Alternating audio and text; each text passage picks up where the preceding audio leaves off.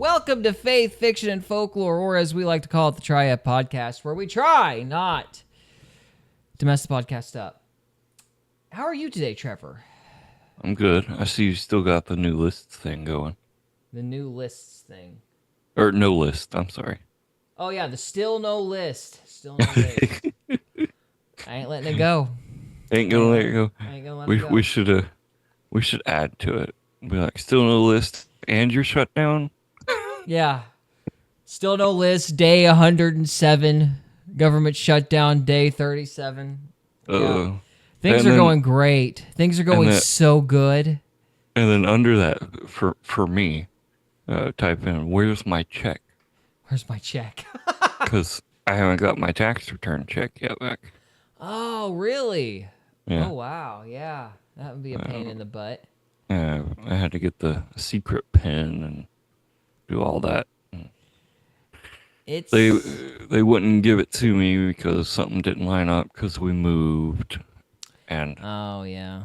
They wouldn't tell me exactly what wasn't lining up. So my tax guy had to send in paperwork and get an extension. I still haven't got my tax return. You know, as long as those people aren't working, though, they can't do too much damage. So I guess there's that. Of course, who knows? I think one of the reasons they've got it all closed off, or shut down, I should say, is because they know Massey's going to demand a release of the information on Epstein, and they're trying to put that off is one reason. Trying to let us forget about it. Yeah, and then Schumer's trying to get all the Democrats mad enough to burn the country down. So, well. Most of us are already there. Yeah. It's looking up, Trevor. It's really looking up. Oh, man. Well, it doesn't matter. We got an interesting show tonight. Yeah, we're going to bloviate. We're going to bloviate a lot. You have to bear with me for my lack of sleep. But anyway, so we're going to start out tonight with our Bible reading. We've decided that we're going to try to do a read through the Bible, about 30 minutes every section, and just talk about what we think the verses mean. And we're going to give our interpretation and perception. Yeah, give our interpretation and perception of it. So we're going to get started with the Bible. Sweet. And I guess I will kick it up on chapter 10. And Mr. Trevor, you can tell me when you have thoughts. It's chapter 1, verse 10, wasn't it? Chapter 1, yes. Chapter 1, verse 10. Because that's where we left off. We couldn't shut up about it. All right. Hang on a minute. I'll light my cigar. All right. Okay, and God called the dry land earth, and the gathering together of the waters he called he seas, and God saw that it was good. And God said, let the earth bring forth grass, the herb yielding seed, and the fruit tree yielding fruit after his kind, whose seed is in itself upon the earth. And it was so. And the earth brought forth grass and herb yielding seed after his kind, and the tree yielding fruit, whose seed was in itself after his kind. And God saw that it was good. And the evening and the morning were the third day. And God said, let there be lights in the firmament of the heaven, to divide the day from the night, and let them be for signs and for seasons and for days and years. So, do you have any thoughts on the signs and seasons verse in chapter 1? Because a lot of people have went back and forth about, it being tied to astrology and prophecy, and you might go as far as to say, some people think the whole history of the world is written in the stars.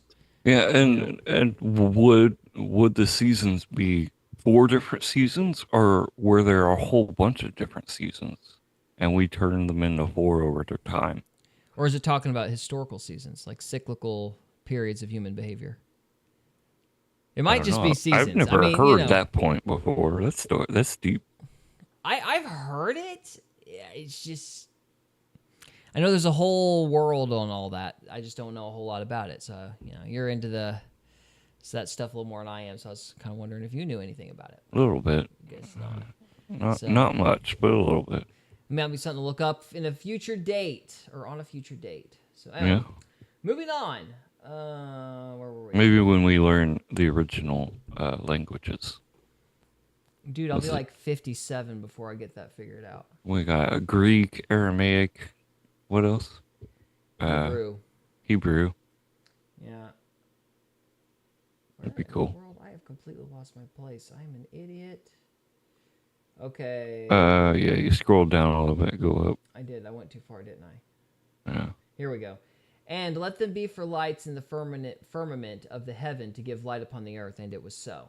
So that's 15. We just finished 14.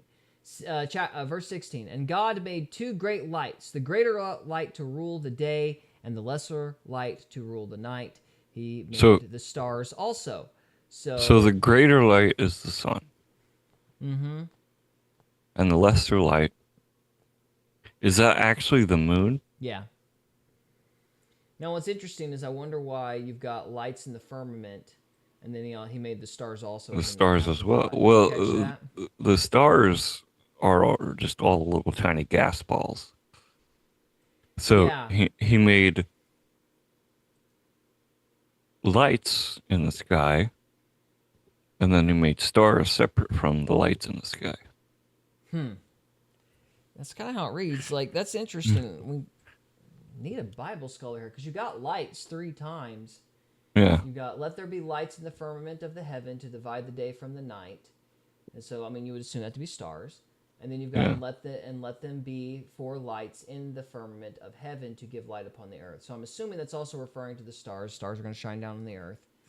And then you have the greater light and the lesser light, but then Which he's is got and then he made the stars also.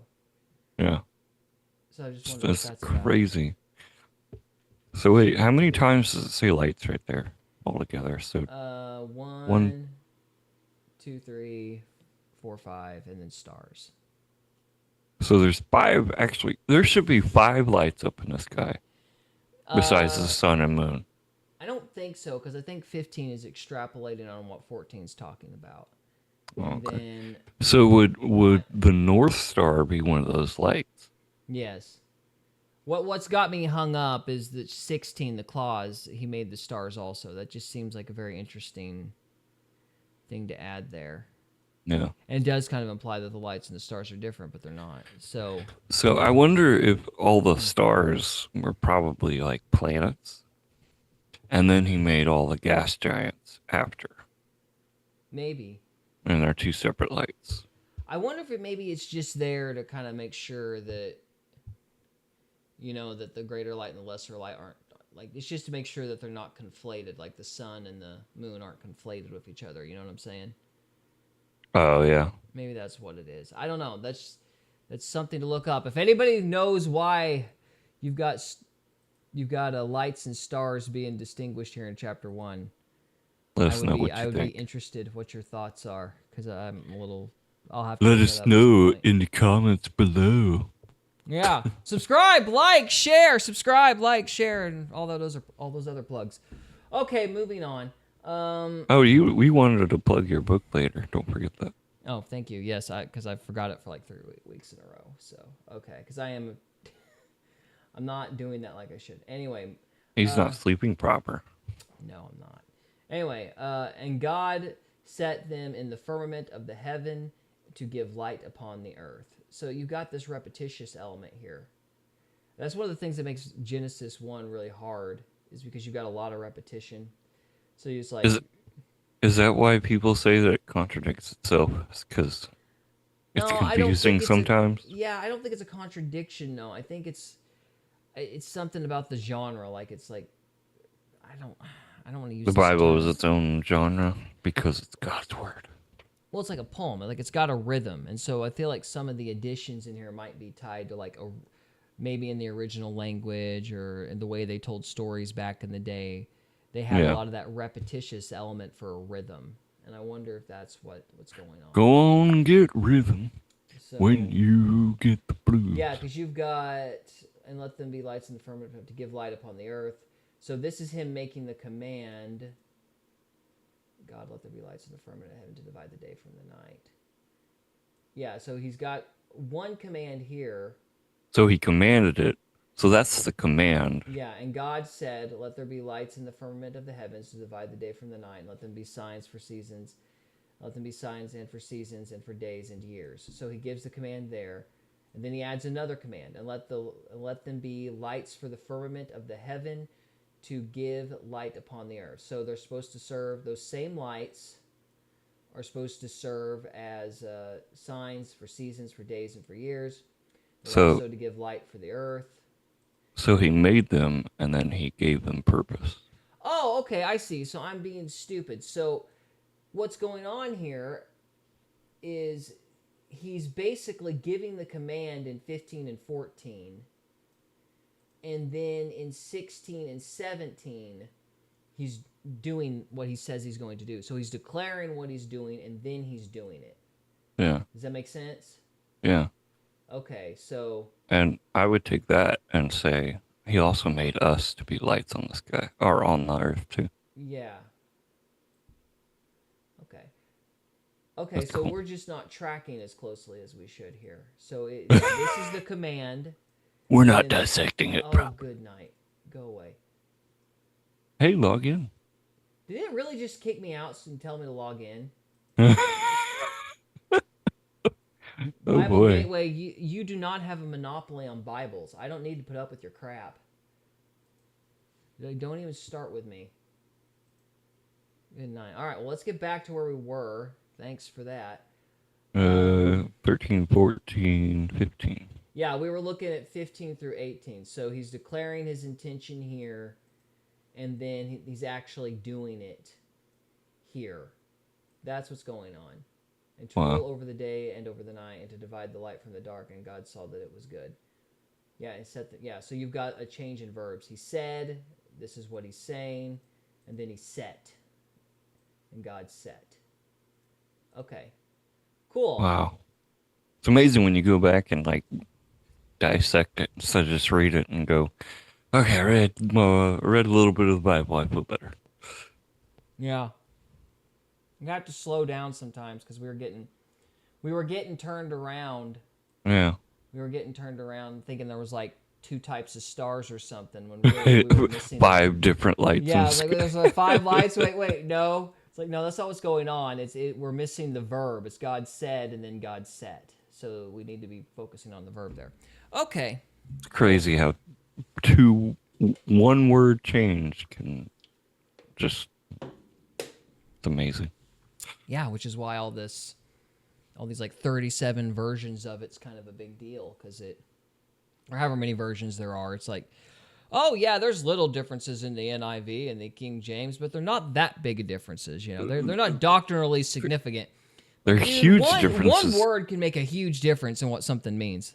And they're taking out entire verses in some of them. Yep, because that Alexandrian text, great, just great. You're an Alexandrian text. You're an Alexandrian text. Oh, Okay. thank you. Yeah. All right. So Does that make me old? Yes. Sweet. And a facsimile. Anyway.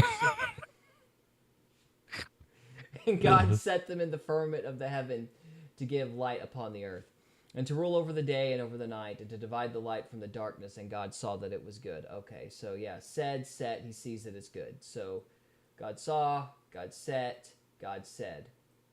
So that's our sequence that we're looking for. Okay, let's see if it repeats. And it was evening and the morning, and the evening and the morning were the 4th day. And so we're on to 20. And God said, let the waters bring forth abundantly the moving creature that have life, and the fowl that may fly above the earth and in the open firmament of heaven. So this is the next command. Yeah, so this is our next segment. So God said, and then our next verb is, he said this was going to happen. So he declares it, the creatures that have life and the fowl that fly, and then he creates those creatures. And then God created whales and every living creature that moveth, which the waters brought forth abundantly after their kind, and every winged fowl after his kind. And God saw that it was good. And God blessed them, saying, so now we got an additional verb here. So he created and then he blessed.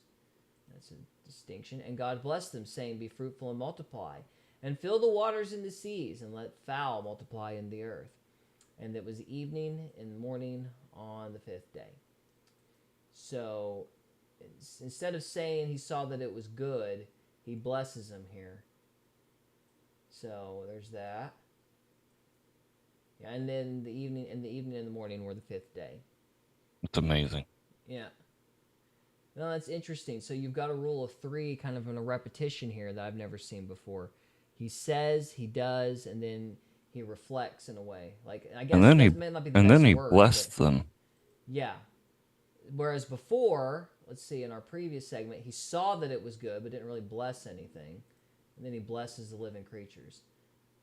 So So he blessed the living creatures. That means all the things in the water are blessed and they go to heaven when they die.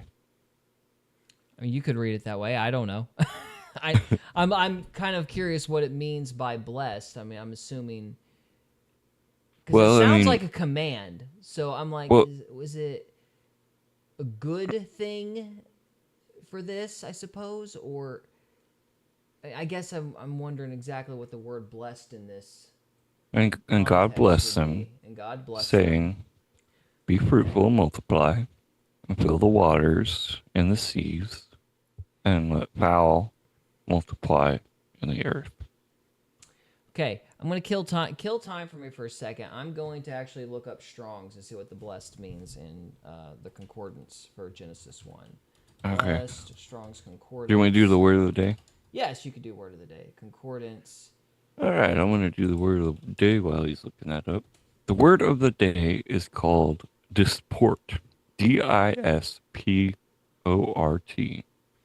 To enjoy oneself unrestrainedly or frolic. Huh. Diversion from work or serious matters, recreation or amusement. A pastime, game, or sport. That's cool. Let's see. Example. Tourists disported on the beach until the setting sun urged them inside for dinner. Okay, this The is one of them. otters disported themselves in the river, playing and tumbling over one another. So it's a verb, to Cool. disport. To disport. All right, great. So now we've got, let's say, so this is the Strong's Concordance, Genesis 1:22. Um, we got the word bless, which is Weberek, Webarek, and What was it's that? Aramaic? it's Hebrew.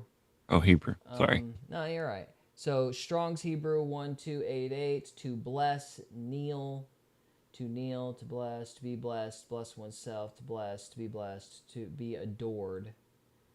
See, this is one thing I hate about a lot of this is, It just tells you the word over and over again. yeah, it's just telling me the word over and over again. It's not really like enlightening anything. But to kneel might have an interesting connotation. To be adored is to have an interesting cause.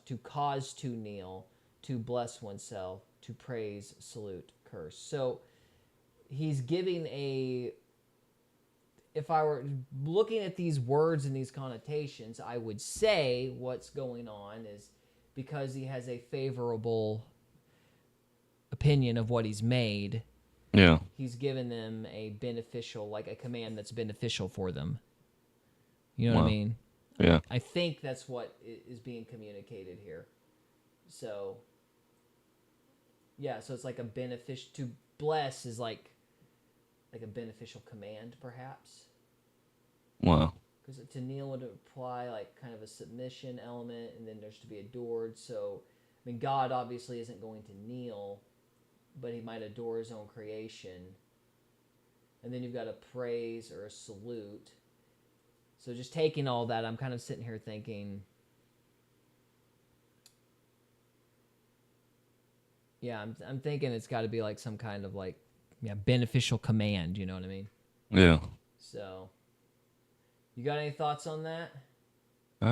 No. Questioning my own methodology here, but I think I'm right. It sounds right. Yeah. Okay. So sign a definite direct object not translated in English, but generally preceding the directive accusative. So that's for the them. Okay, so said. So this is bless them saying to speak. Yeah. Okay. All right. So broke that down. I think we got a pretty decent understanding of that word. So that's 22. All right, and it was evening and the morning on the fifth day. So this is one of the like. Again, I'm not saying that the young Earth creationists are wrong or anything, but like to me, just based on what we've read so far, and we'll see if it continues. But you've got a rule of three element. You know what I mean? Like in the Yeah. way that this is set up. So Almost you've like a got trinity. yeah, right. Too So bad Cody's not here. yeah, right. You got said, created, and another verb which is kind of like reflecting on what he's done. You know what I mean? Yeah. And then it's evening in the morning on the fifth day. And so it's like you've got this trisection, and it's like a narrative loop. So let's see if Wow. that continues. And God said, "Let the earth bring forth the living creature after his kind, cattle and creeping thing, and the beasts of the earth after his kind." And it was so. After his kind. Yeah. This is one thing Holland, it confuses people. He brought forth after their kind. So when people argue against we didn't come from all these other animals. We didn't come from monkeys. He reads this verse and it's like God made them after their own kind. And that just blows people's minds. They don't understand what that even means. Like they will ask over and over again, what does their kind even mean? What is Right. their kind? It's like that's their relation. That's what they are. It's their kind. Well, it's like how do you specifically define a kind? You know what I I don't mean? know. Maybe that's That's the another word thing we need because to look up. you can't. Oh, we could look up kind and Strong's. I'll do that here in a second. But to demonstrate the point broadly, you can't necessarily use breeding because not every kind of rabbit can breed with another rabbit. You know, now Really? you can use like physical traits. Like it's one of those weird things that's kind of frustrating because it's intuitive. Like he Yeah. uses the analogy, everybody knows the difference between a dog and a wolf and a banana. Yeah. You know, so on the one hand, it's intuitive, but when you start getting into the particulars, it's like, okay, how do you specifically categorize that, and how do you make that categorization in line with the Bible in any particular like Right. specific way? Like what is it exactly that makes a kind? And how what would be something that every rabbit has that a monkey wouldn't?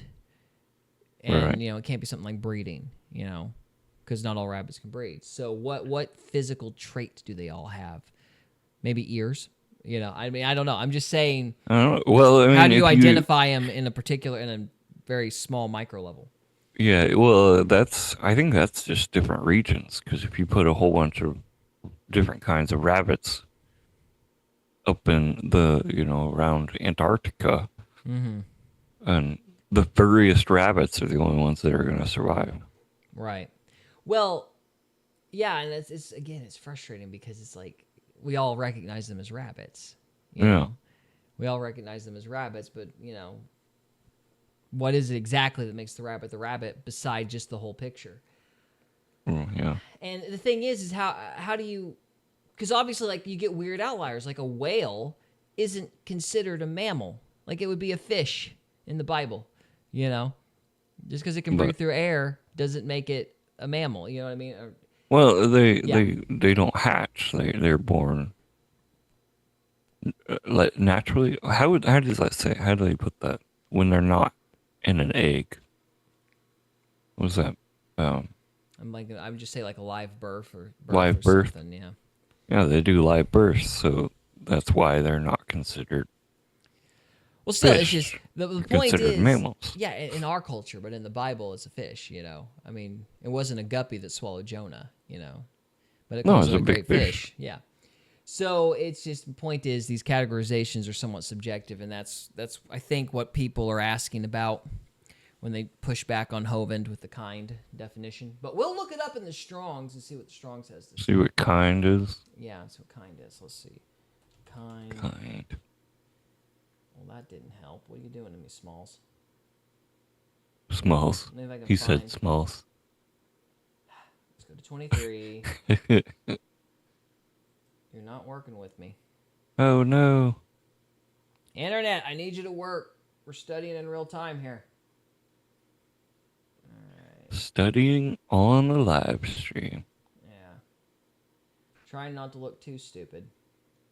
We're never stupid. Wild animals. According to At least their we try kinds. not to be. So this is actually translated as an entire phrase.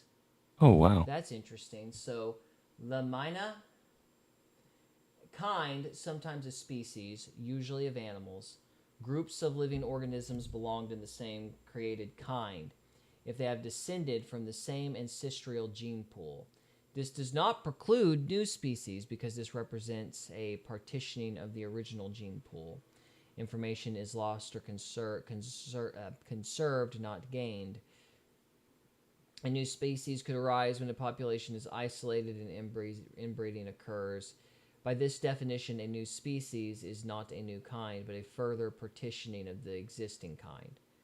Right, so it's basically saying what we said earlier. It's rabbit. It's rabbit. Hello, Paul S. says, Nick Fuentes for president. Who is Nick Fuentes? He's the guy we're going to talk about later tonight. Yay. Welcome in, Paul S. You're going to make Ben Shapiro very unhappy, Paul. So, anyway, so yeah, there we go. So that's so we're just the categorization thing is kind of subjective. And that's kind of the problem. I mean, not that I think Hovind's wrong. I just like when you're talking about categories and how to classify things, you know. Yeah. How exactly would you classify a rabbit? So, you know what I mean? Like, it's a little bouncy creature. Yeah. Fair enough. I mean, fair enough. I'm just because I mean, honestly, off of that, we could say that a kangaroo is a really big rabbit. Mm-hmm. That's true. And see, that's kind of the problem. It's like, how are you going to define this stuff? But I'm sure there's a way. I'm not saying there isn't. I'm sure there is. It's just it's a. And back then, did he make the rabbits bigger, like dinosaur size? Could you imagine a rabbit that size? It's a lot of meat. And over time, the kangaroo stayed a big rabbit, and the rest of them got smaller. Wouldn't surprise me if they had dragonflies that were like, what was it, 2-foot wingspan or something crazy? Yeah. Huge dragonflies. Yeah. Okay, so are we done with kind? Do we want to move on? Yeah, let's move on. Okay. Alrighty here. We're going to go back to this. So we were on 23, cattle, creeping thing, beast of the earth after his kind, and it was so. And God made the beast of the earth after his kind, and cattle after their kind, and everything that creepeth upon the earth after his kind. And God saw that it was good. And God said, let us make man in our own image. So, okay, so we've got a breaking in the pattern here. So we've got God said and God made, like what we had before. So they're distinct. Wow. And this is really interesting because, in a lot of the depictions of the origin, you've got God speaking it and it just happens. Yeah. But that's actually, there's 2 beats each time in the story. God says he's going to do it, and then he does it. And then he blesses it. Yeah, and then he reflects on it. But he's not going to reflect on it here. He's going to make man first. So we've got a clause that adds man into what just happened up above. You see this? So we got... Oh, so okay. it breaks a little bit, and that is to emphasize the importance of man, I'm pretty sure. Interesting. Yeah. So we got God said, God made, and then we get the same thing, but it's kind of added on the same day. So, God said, let us make man in our own image. Again, we got us, Trinity, more than one. Anyway, let us make man in our image. Our Cody, our, after our image. Our image, or. Yeah. Plural there. And all right, sorry, I'm being petty. Let us make man in our image, after our likeness, and let them have dominion over the fish of the sea, and over the fowl of the air, and over the cattle, and over all the earth, and over every creeping thing that creepeth upon the earth. And then God, okay, hang on, I'm getting turned around. So we got. Don't read it backwards. Okay, I'm just not comprehending what I'm reading because I'm tired. So let us make man, and then he's saying we have dominion. I missed the word dominion. I was on autopilot. Over fish, into the sea, and the fowl of the air, and over the cattle, and over the earth, and over everything that creeps along. So he's going to give man, he's going to make man to have dominion over the beast. And then so he says he's going to do that, and then he creates. So we've still got So 1, 2, right then and there, yeah. man has dominion. Yeah. Does that mean control? Yeah. Yeah, we have authority over the animals. So we have authority. We can tell them what to do. Basically, yeah. Basically. Yeah. And so God created man in his own image. In the image of God, he created he him. Male and female created he them. So there is a male aspect, and I'm assuming he created him, male and female, he created them. So did he create... Here's a question. Mm-hmm. I've had before is off that verse. Did he create more than just Adam? See, that's the thing, because when we get to chapter 2, if I remember correctly, we get the zoom in on Adam and Eve directly. So we've got the creation story in chapter 1, and then we've got another creation story in chapter 2. Yeah, it's confusing. Well, it could be one way to read it is that this is a completely separate creation event from the Garden of Eden. Right. Wow. Now, a lot of people don't think that. A lot of people think it's just, like they're Adam retelling the same event in more detail in chapter 2. Yeah.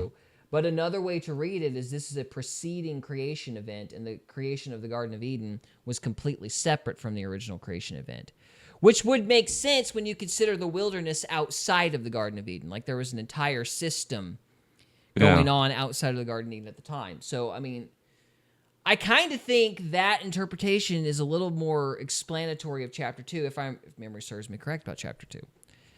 Well, we'll get into it eventually. Yeah, we'll get into it.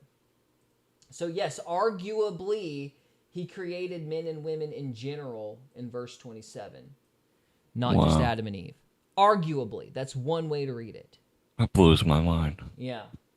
So let's see if we can finish it. All right. Chapter 1? Yeah, chapter 1, and then we'll move on to chapter 2 next week because we're about out of time. So, I am completely lost. Okay, and God blessed them, so we've got blessed again, right? And so here might be something that we can look. Let me confirm. So God blessed them. So this is he blessed the living entities, you might say.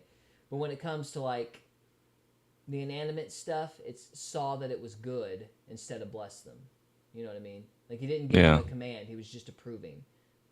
Because you've got saw that it was good, made it so. Saw that it was good. You've got saw that it was good every time. It was so, saw that it was good. It was so, saw that it was good. Yeah. So he didn't really start blessing anything until it was a living being. Right. Huh. That's interesting, I think. So I think I'm right there. Yeah. If I'm wrong, somebody can let me know, but I'm pretty sure I'm right. It saw that it was good, but he doesn't bless anything till he gets to like the animals and the living creatures. So there is a distinction between saw that it was good and blessed. I think it's because blessed has like a command attached to it. Yeah. I think. So God created man, and male and female, he created them, and God blessed them, and God said unto them, be fruitful and multiply and replenish the earth and subdue it. So we're supposed to subdue the earth and have dominion over the fish of the sea and over the fowl of the air and over every living thing that moveth upon the earth. So if we have dominion, what does it mean by subdue? I have to go and conquer it, like take the land, I would say. But if we already have dominion, wouldn't we already have it? Yeah, we have it in the sense that he's giving us the ability to do so, I think. Like we have the intellect and the strength and the power and the smarts, like we're equipped for a purpose to subdue the earth. And then in this section he's telling us to do the thing that he's equipped us to do. Does that make sense? That makes sense. Okay. All right. I think that's what that's going for, I think. So, thank you for liking the stream. Yes, thank you. I see all those hearts going. Yeah. Okay, so, and God said unto them, be fruitful and multiply and replenish the earth and subdue it and have dominion over the fish of the sea and over the fowl of the air and over every living thing that moveth upon the earth. And God said, behold, I have given you every herb-bearing seed which is upon the face of all the earth, and every tree, and in the which is the fruit of a tree yielding seed. To you it shall be for meat. So this, he's actually telling them, I think that's saying that they're supposed to be like food. Like it's telling them to be vegetarians, I think. I might be reading that wrong. Let me read that again. I would agree with it. Yeah, for meat, you shall be for meat. Yeah. Yeah, like it should be as food for you, is I think what it's getting at. Yeah. And God said, behold, I have given you every herb bearing seed, which is upon the face of all the earth, and every tree, and which is the fruit of a tree yielding seed. To you it shall be for meat. So that would be one that, for the people that argue about, is it okay for weed? It's a seed-bearing plant, right? Yeah, it's like every plant has a So purpose. You could make an you argument can there. eat it, but he didn't say smoke it. Well, he didn't say smoke it. That's true. You know.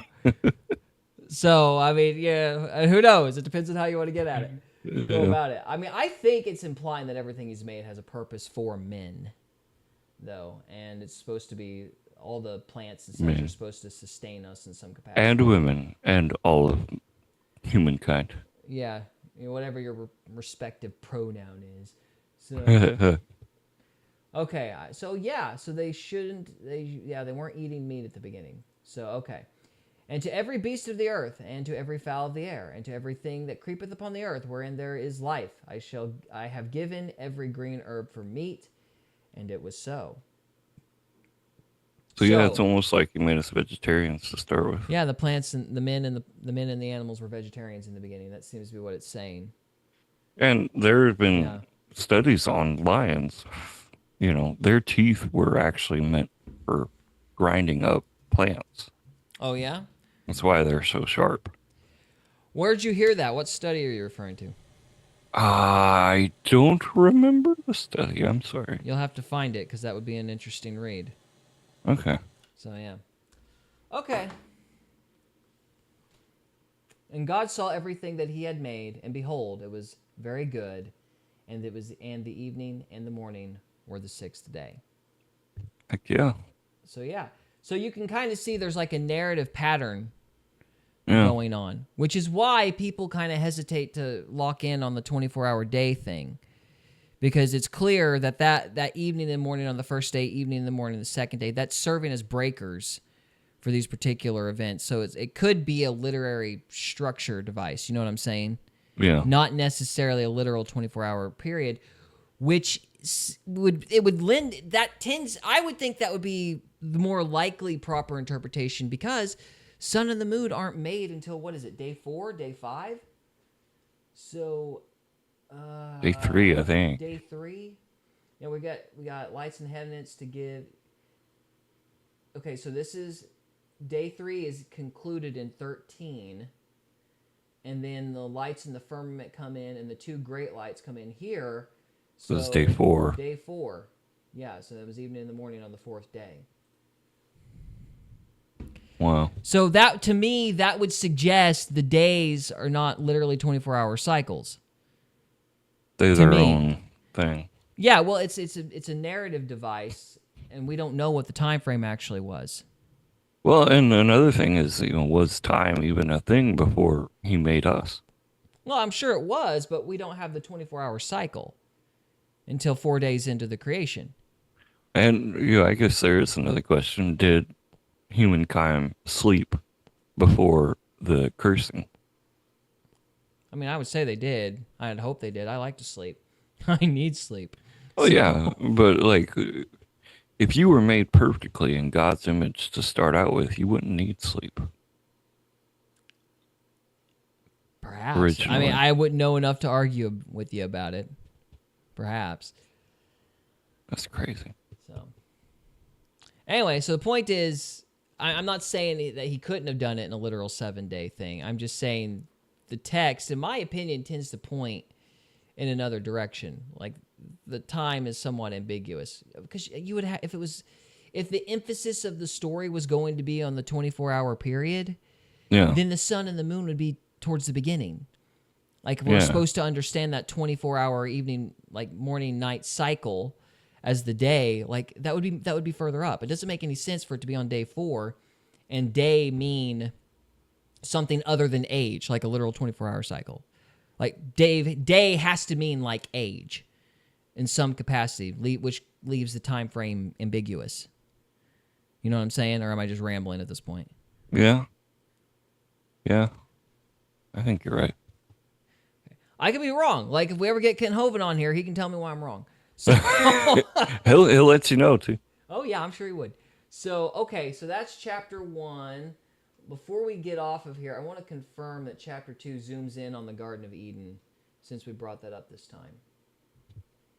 So we got the rest and generations, and then we've got. So we'll have to talk about it in detail here because we've got this setup after day 7. Go through day 7 real quick. Well, no, we'll pick it up next time. I'm just trying to hone in on whether or not, like, how plausible is it that it's a separate creation story, separate time, or if it's like a zoomed in picture. Yeah, a zoomed in like type of thing, talking about from chapter 1. I don't know if I'm making any sense or not, but yeah. Well, yeah. Is it a separate event, or is it a zoomed in, more detailed version of the same account? Oh, I see. Yeah. Like happening at the same time. Well, like one was talking about it broadly, and then the other is going into more detail. You know what I'm saying? Is it that, or is it these are two separate events altogether? Did they happen at the same time, or did they happen at different times? Yeah. So I'm trying to figure out the plausibility of that here. So we've got this, and these were the generations of heaven and the earth when they were created, in the day that the Lord made the earth and the heavens. Now that's kind of the beginning of it. Separate. That would be like a marker, like this, like the story's ending here. Yeah. In chapter 1, even though I don't know why chapter 2 would be up here, but this seems to be the natural break for the story, because you've got day 7 ending here, and then you've got a break. So I don't know why we got 2 up here. I don't know. Interesting. Okay. Maybe it's just how they wanted to, how King James wanted to splice it up. Well, this would be the Byzantine text that did that, or this would be like the Byzantine transmission line, from what I understand. I think the Greek transmission line, that might be better. I don't know. Oh, I see. Yeah. So, but I mean, I think the NIV has it there too. So that's not the distinction. I don't know. I don't know. These are the generations that hit the earth, and they were created in the day of the Lord. Yeah. But that's like the natural story break there. Yeah. And every plant of the field before it was in the earth, and every herb of the field before it grew, for the Lord had not caused it to rain. Every plant of the field before it was in the earth, and every herb of the field before it grew. So it's like he planted all the stuff beforehand, and the Lord had not caused it to rain upon the earth, and there was not a man to till the ground. So it's like he made all this and set it all up, but it hadn't manifested yet, maybe? I don't know. We'll look at it in more detail next time. Yeah, we'll get into it next week. But this section break, and we'll call it good here, but the section break I was just highlighting seems to be a natural break for what we just read. So yeah. I don't know. We're going to have to decide if we think it's a zoomed in version of the same account, or if this is a completely separate event in chapter 2. So, all right, we'll end it there. Got any final thoughts, Trevor? That's the final thought. What? That right there was the final thought. Okay. He rested on the 7th day. There we go. So we'll get into that next week as well. If you guys have any thoughts on this, and if you any think commenters? This is interesting, us going super slow over it, you think this is something worth doing, let us know. Give us a little feedback. We're going to try to go through the whole Bible like this, from what I understand. Heck yeah. Thank you, Calix. Appreciate it. Thank you. Thank you. So that's part 1. We're going to move on to part 2, and we're going to talk about the Christian persecution in Nigeria. But for now, this is the end of part 1. So if you're on the live stream, stay with us. We got another 3 parts left. If you're watching this after the fact, thank you so much for watching. We'll see you next time. See you. We hope you enjoyed this episode of Faith, Fiction, and Folklore. If you did, we would love it if you would subscribe to us on YouTube or follow us on Rumble. We can also be found on X, Instagram, and Facebook. And we are available on Spotify, Apple Podcasts, Amazon Music, and iHeartRadio. Thank you again very much for listening, and we'll see you next time.